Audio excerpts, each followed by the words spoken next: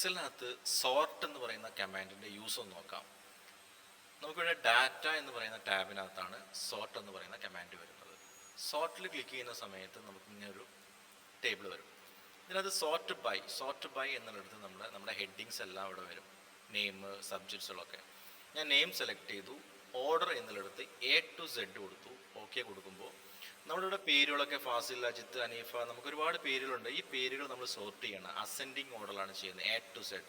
ഇവിടെ ആദ്യം എയിൽ തുടങ്ങുന്ന ആളെ പേര് വരണം, പിന്നെ ബിയിൽ തുടങ്ങുന്ന ആളെ പേര് വരണം, പിന്നെ സി, അങ്ങനെ ഓർഡറിൽ വരണം. ഞാൻ ജസ്റ്റ് ഓക്കെ കൊടുക്കുമ്പോൾ ആദ്യം അജയ്, അജിത, ബാബു, ദാസ്, ഫാസിൽ, ഗീത, ഹനീഫ, ഇബ്രാഹിം, അങ്ങനെ ഓർഡറിൽ വന്നിട്ടുണ്ട്. A to Z ഓർഡറിൽ വന്നു. ഇതുപോലെ നമുക്ക് ഡിസെൻഡിങ് ഓർഡറിലാണ് വേണ്ടതെങ്കിൽ നമുക്കിവിടെ A to Z മാറ്റിയിട്ട് Z to A കൊടുത്തു കഴിഞ്ഞാൽ ഡിസെൻഡിങ് ഓർഡറിൽ വരും. അതേസമയം നമുക്ക് മാർക്കുകളാണ് ടോട്ടൽ മാർക്കാണ് സോർട്ട് ചെയ്യേണ്ടതുണ്ടെങ്കിൽ സോർട്ടിൽ വന്നിട്ട് ഇവിടെ നമ്മൾ സോർട്ട് ബൈ എന്നുള്ളിടത്ത് ടോട്ടൽ സെലക്ട് ചെയ്യുക.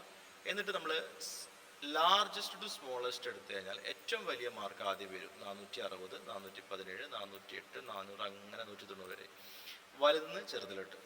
ഡിസെൻഡിങ്ങിലാണ് വേണ്ടതെങ്കിൽ, അതല്ല നമുക്ക് സ്മോളസ്റ്റ് ടു ലാർജസ്റ്റ് ആണ് വേണ്ടതെങ്കിൽ സ്മോളസ്റ്റ് ടു ലാർജസ്റ്റ് സെലക്ട് ചെയ്യുക. ഓക്കെ കൊടുത്താൽ ജസ്റ്റ് സോർട്ടിൽ പോവുക, ടോട്ടൽ സെലക്ട് ചെയ്യുക, സ്മോളസ്റ്റ് ടു ലാർജസ്റ്റ് സെലക്ട് ചെയ്യുക.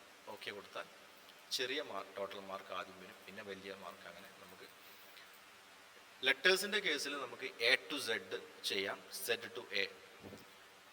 നമ്പേഴ്സിൻ്റെ കേസിൽ നമ്മൾ largest to smallest to largest, ഇങ്ങനെയാണ് നമ്മൾ സോർട്ട് ചെയ്യാറ്.